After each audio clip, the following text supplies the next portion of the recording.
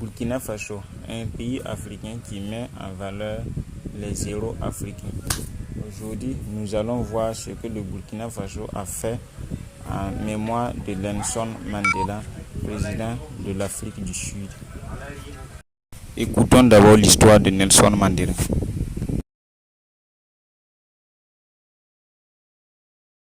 Nelson Mandela est né le 18 juillet 1918 dans un petit village calme appelé Mvezo, en Afrique du Sud. À sa naissance, il ne s'appelait pas Nelson. Son nom africain était Rolihlahla Mandela. Dans la langue Xhosa, ce nom signifie « tirer la branche d'un arbre ». Beaucoup de personnes disent aussi que ce nom veut dire « fauteur de troubles ». Nelson Mandela est né dans une famille royale du peuple Tembu. Son père, Gadla Henry Mfakaniswa, était un chef respecté et un conseiller du roi. Sa mère, Nosekeni Fanny, était une femme chrétienne, douce et forte. Ils vivaient dans une petite maison en terre et en paille. Il n'y avait pas d'électricité, pas d'eau courante et aucun confort moderne. Mais malgré cela, Mandela se sentait libre et heureux. Quand il était enfant, il aimait courir pieds nus dans les champs, garder les vaches, nager dans les rivières, jouer à des jeux traditionnels avec ses amis. Quand Mandela avait seulement 9 ans, un événement très triste est arrivé. Son père est tombé malade et est mort. Il a perdu son guide et son modèle. Mais cette tragédie a aussi changé sa vie. Après la mort de son père, sa mère l'a emmené vivre chez le chef Djongintaba Dalindyebo, un grand chef du peuple Tembu. Le chef a accueilli Mandela comme son propre fils. Un jour, son enseignante, Miss Mdingane, lui a donné un nouveau prénom, Nelson. À cette époque, c'était une habitude. Les enfants africains recevaient des noms anglais à l'école. Quand Mandela avait 19 ans, le chef Djongintaba prit une décision importante pour lui. Selon la tradition, le chef voulut organiser son mariage. Mais Mandela n'était pas prêt. Il avait d'autres rêves. Il voulait continuer ses études, découvrir le monde et choisir sa propre voie. Ce choix était très risqué. Refuser la tradition signifiait désobéir à un grand chef. Avec son cousin Justice, Mandela prit une décision courageuse.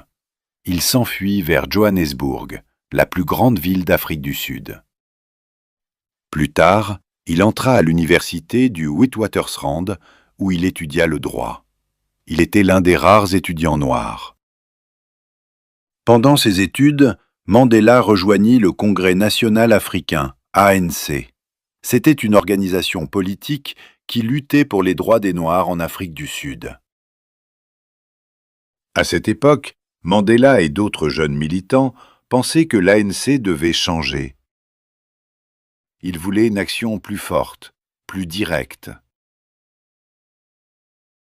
Ils créèrent alors la Ligue de la jeunesse de l'ANC. Mandela devint rapidement un leader important.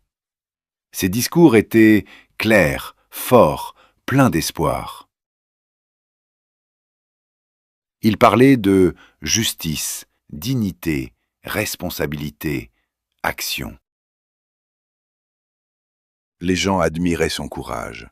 Il répétait souvent « Cela semble toujours impossible », jusqu'à ce que ce soit fait. Mandela rencontra une jeune femme nommée Evelyn Mays. Elle était infirmière, intelligente et engagée. Ils se marièrent en 1944 et fondèrent une famille. En 1952, Mandela réalisa un grand rêve. Il devint avocat.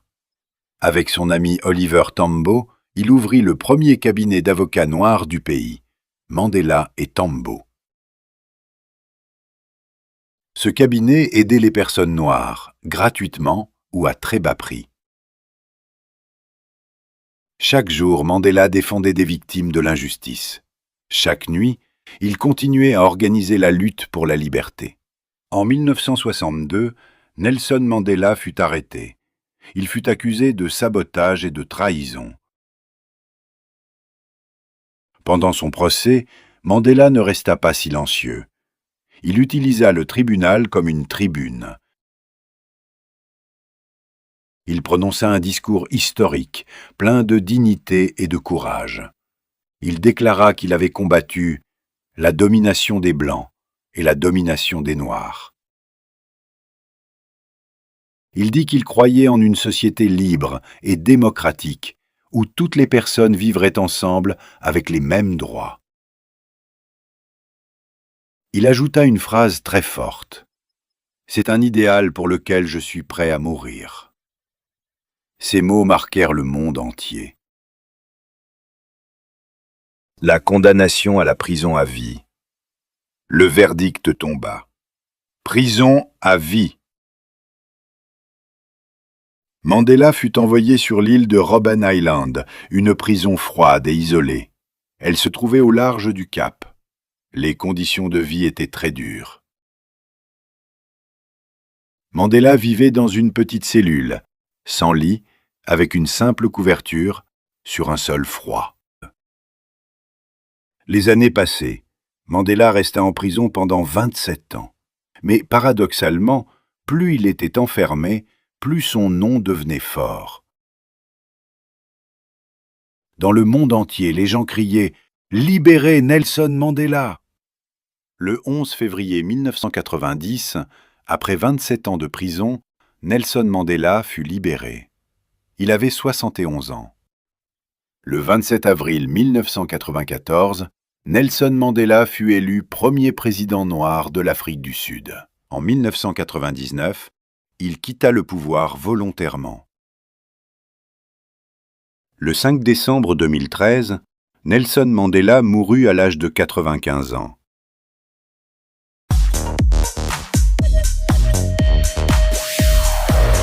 L'éducation est l'arme la plus puissante que l'on puisse utiliser pour changer le monde. Je ne perds jamais. Soit je gagne, soit j'apprends. Personne ne naît en haïssant une autre personne à cause de la couleur de sa peau, de son passé ou de sa religion.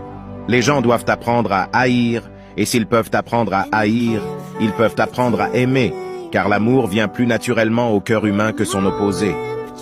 Il semble toujours impossible jusqu'à ce qu'on le fasse. La véritable éducation ne consiste pas seulement à acquérir des connaissances, mais à se préparer à la vie.